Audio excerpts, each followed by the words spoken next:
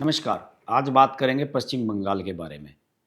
एक जगह चर्चा हो रही थी कि पश्चिम बंगाल में पिछले विधानसभा चुनाव में 2021 में ममता बनर्जी के पैर में प्लास्टर बंध गया था। आपको याद होगा कि एक छोटे से हादसे का वो शिकार हो गई थी और फिर पूरे डेढ़ 2 महीने तक जब तक भी चुनाव अभियान चला, चुनाव प्रचार चला, वो प्लास्टर बांधकर ही नजर आई। बाद में ये खबरें भी सामने आई थी। वो केवल पब्लिक अपीयरेंस के दौरान, जनता के बीच जाने के दौरान पैर पर प्लास्टर बांध लिया करती थी और वैसे वो सामान्य रूप से छड़ी वड़ी लेकर चल लिया करती थी। उस पूरे घटनाक्रम को लोगों ने इस तरह से देखा था कि ममता बनर्जी ने जनता की सहानुभूति लेने के लिए ऐसा किया था। मैं नहीं जानता इसमें कितनी सच्चाई है, कितना झूठ है, लेकिन चूंकि पश्चिम बंगाल के पिछले विधानसभा चुनाव को मैंने बहुत बढ़िया तरीके से कवर किया था और कम से कम 100 वीडियो तो बनाए ही होंगे। जो मेरे पुराने दर्शक हैं वो जानते भी होंगे, मेरे इस चैनल पर भी और जो मेरा नेशनल चैनल है हर्ष की बात लाइव, उस पर भी हमने बहुत सारे वीडियोस बनाए थे।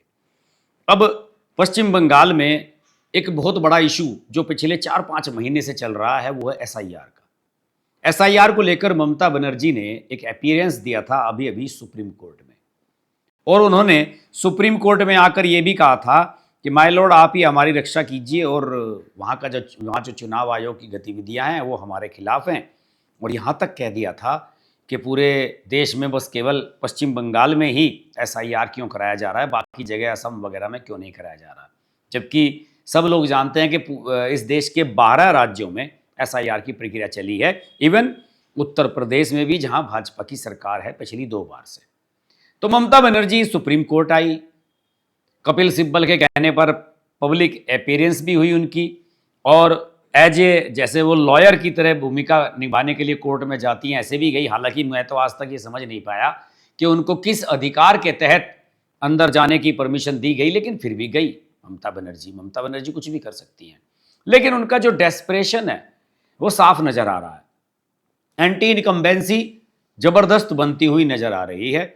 और साथ ही साथ एसआईआर के जो फाइनल फिगर्स आ गए हैं दोस्तों, हालांकि जो इसकी सूची है, मतदाता सूची फाइनल, वो तो 28 फरवरी को जारी होगी, लेकिन जो भी आंकड़ा आया है लगभग आप समझ लीजिए कि 6 मिलियन, 60 लाख से ज्यादा वोट्स कटे हैं से मतलब एक्स्ट्रा बने हुए थे, मर गए, यहां से शिफ्ट कर गए, या जिनके पास लीगल डॉक्यूमेंट्स नहीं है, ऐसे लगभग 60 लाख से अधिक वोट्स कट रहे हैं इस बार। और टोटल अगर मैं इसकी बात करूं, कुल मतदाताओं का लगभग 7.5-8% के आसपास ये बैठता है।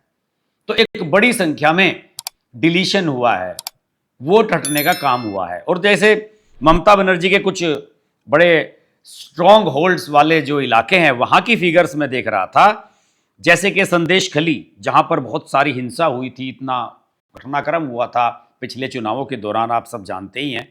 वहां से संदेश खली में 6000 लोग ऐसे हैं जो अपने डॉक्यूमेंट्स से ये साबित नहीं कर पाए कि वो भारत के नागरिक हैं या नहीं।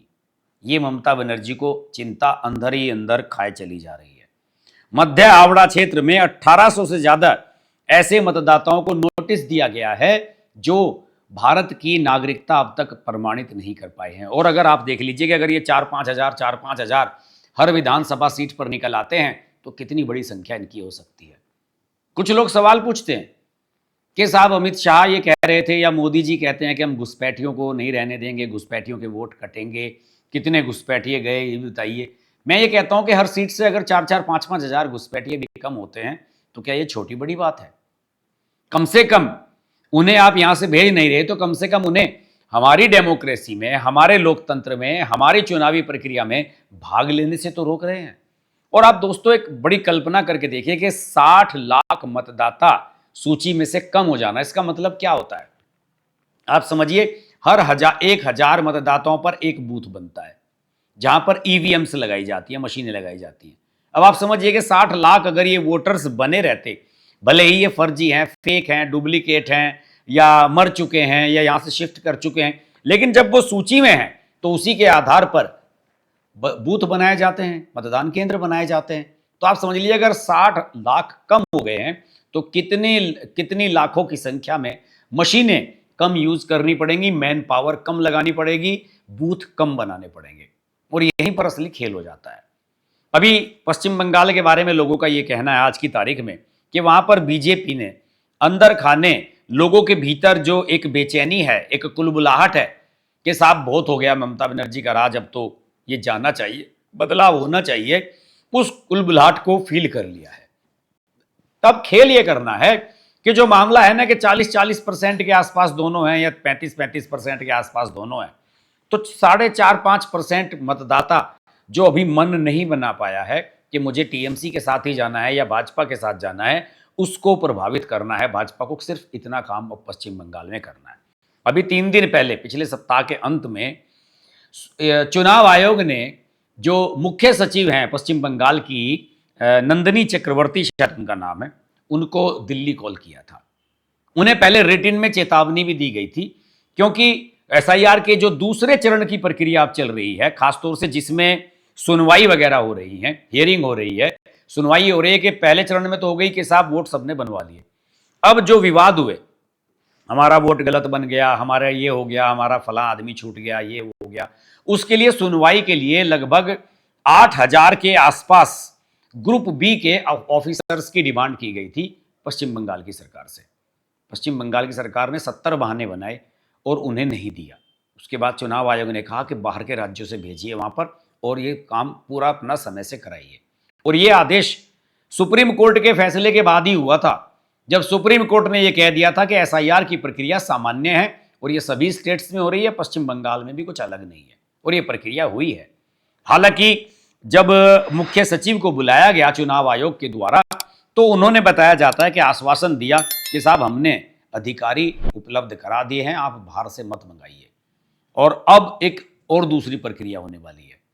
अब मुख्य चुनाव आयुक्त ज्ञानेश कुमार और दोनों अन्य चुनाव आयुक्त संधू साहब और जोशी, ये सब भी जाने वाले हैं अलग अलग स्टेट्स के दौरे पर। जो मेरे पास जानकारी आ रही है कि 16 से 18 फरवरी तक तो ये लोग जो हैं एक साथ जा रहे हैं चुनाव देखने, वहाँ के देखने के लिए, असम वगैरह की व्यवस्था देखने के लिए कि वहाँ कैसी है, वहाँ पर सबसे संवेदनशील मामला है। इसके बाद तमिलनाडु और पुडुचेरी जाएंगे और मार्च की शुरुआत में ये बताया जाता है कि जैसे ही ये पश्चिम बंगाल और केरल का दौरा करेंगे, जो अभी तक टेंटेटिव लग रहा है, उसके बाद मार्च के फर्स्ट वीक में या सेकेंड वीक की शुरुआत में चुनाव की तारीखों का ऐलान कर दिया जाएगा इन सभी 5 स्टेट्स में। तो पश्चिम बंगाल में ममता बनर्जी सुप्रीम कोर्ट में आकर यह दिखाने की कोशिश कर रही थी कि साहब देखिए मेरी जो सरकार है उस पर कितना अत्याचार हो रहा है, हमारे से ये करवाया जा रहा है, वो करवाया जा रहा है। चुनाव आयोग ने कहा कि सारे राज्य ऐसा करा रहे हैं, आपको क्या दिक्कत है। वैसे मैं आपको बताऊं कि चुनाव आयोग की एसआईआर की प्रक्रिया के खिलाफ सबसे पहले तेजस्वी यादव और उनकी पार्टी गई थी सुप्रीम कोर्ट। आपको याद होगा बिहार चुनाव से पहले कोई कान नहीं धरा उस पर। सुप्रीम कोर्ट ने कहा कि बिल्कुल ठीक प्रक्रिया है, ऐसे हर राज्य में होती है, 20 साल से नहीं हुई है तो अब होने में क्या दिक्कत है। और वहां के नतीजे आप देख लीजिए क्या नतीजे आए। और उसके बाद स्टालिन भी गए थे सुप्रीम कोर्ट, लेकिन स्टालिन अपनी वकालत करने के लिए नहीं गए। सुप्रीम कोर्ट ने कहा कि भैया ठीक चल रही है प्रक्रिया, कोई दिक्कत है, कुछ फलाना है तो आप हमें बताइए, वरना किसी को, जैसे कि वहां बिहार में हुआ था कि बिहार में एक भी वोटर ऐसा नहीं निकल के सामने आया जिसने ये कहा हो कि मैं वोट डालने का हकदार था लेकिन मेरा वोट काट दिया गया। ये एक सबसे बड़ा उदाहरण बिहार ने शुरुआत में ही सेट कर दिया। तो तमिलनाडु के मुख्यमंत्री स्टालिन थोड़ा पढ़े लिखे हैं, पढ़ी लिखी तो ममता बनर्जी भी हैं, लेकिन वो गलत लोगों की सोबत में आ गई हैं और गलत लोग उनके सलाहकार बन गए हैं, इसलिए इस तरह के काम करने लगी हैं। तो ममता बनर्जी पिछली बार की तरह सिंपैथी गेन करने के लिए कोई प्लास्टर व्लास्टर सिर पर पैरों पर चढ़वा लें तो अलग बात है, वरना अभी नजर नहीं आ रहा है कि ममता बनर्जी कुछ कर पाएंगी। और देखिए हकीकत बात क्या है, कुछ लोग ये कहा करते हैं कि जो सरकारी कर्मचारी अधिकारी हैं उनके हाथों में चुनाव के नतीजे बहुत होते हैं। ये बात मैं भी मानता हूं। उत्तर प्रदेश में मायावती केवल आईएएस अधिकारियों और जो यहाँ का प्रशासनिक अमला था उसकी नाराजगी के कारण सरकार में आज तक वापस नहीं आई, क्योंकि अधिकारियों को बहुत परेशान करती थी।